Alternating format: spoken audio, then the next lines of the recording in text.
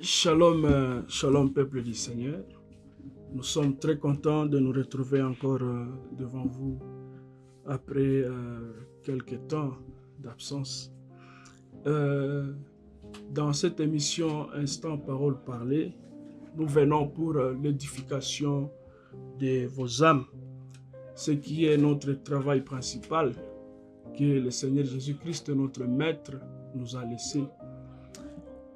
Comme vous le savez, il faut toujours être prêt, disponible et disposé pour que le Seigneur fasse quelque chose dans votre vie. Profitez de cet instant pour que Dieu puisse encore vous parler.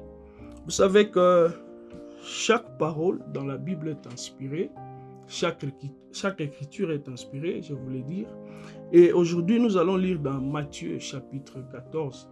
Là où il y a quelque chose que Dieu a placé dans notre cœur pour vous. Vous savez que quand vous traversez un moment, référez-vous toujours à la Bible. De la même manière dont Jésus-Christ avait traité cette situation qui est semblable à la vôtre, il va le faire encore de la même manière à ce temps du soir. Lisons la parole du Seigneur. Dans Matthieu chapitre 14, je vais lire juste verset 25 en descendant. La parole dit, à la 4e veille de la nuit, Jésus alla vers eux et marcha sur la mer. Quand les disciples le virent marcher sur la mer, ils furent troublés et dirent, c'est un fantôme. Et dans leur frayeur, ils poussèrent des cris.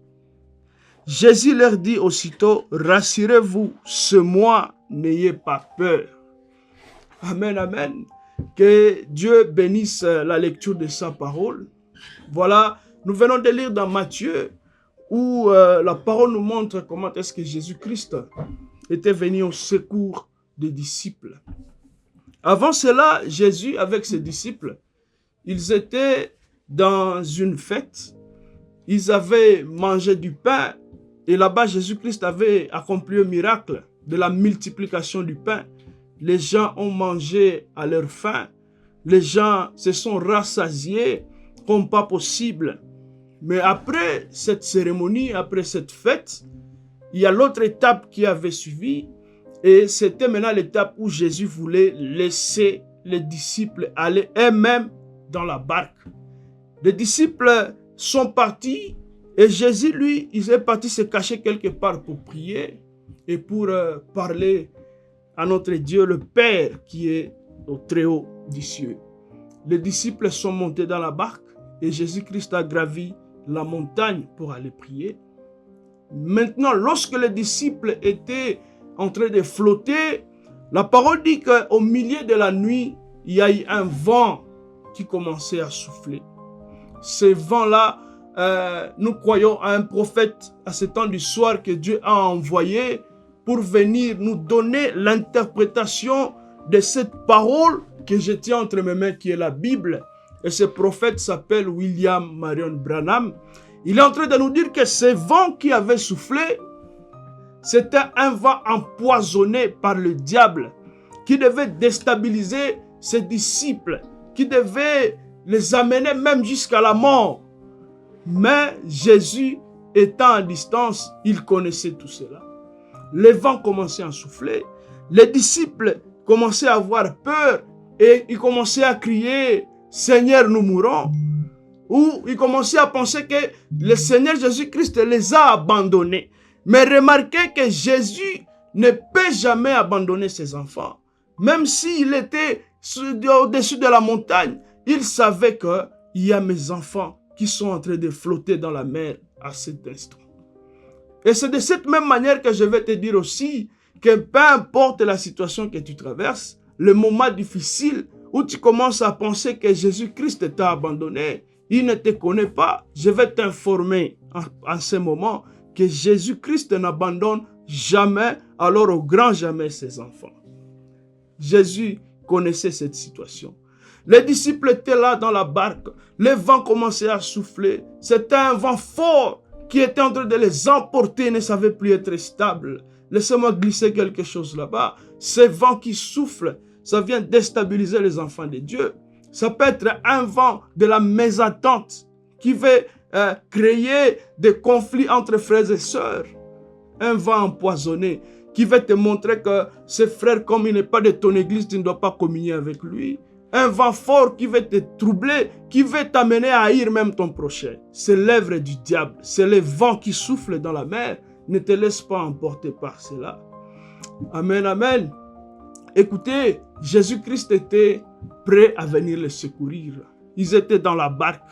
Et dans cette barque, je peux dire que cette barque représente juste un lot de problèmes.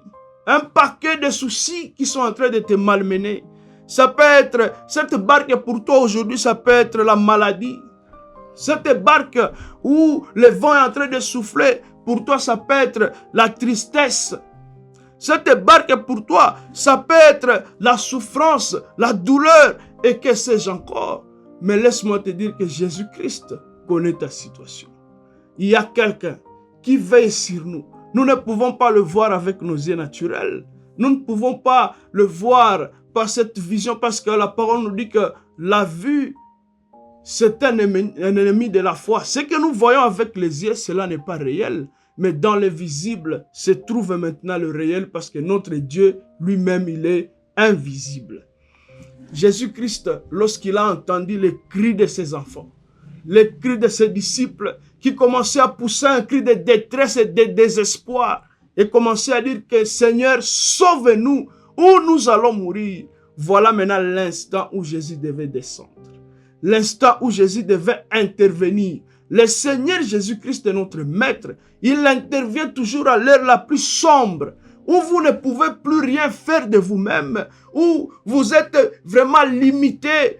Aussi longtemps que vous pouvez vous débattre et essayer de faire quelque chose, Jésus-Christ va vous observer de loin.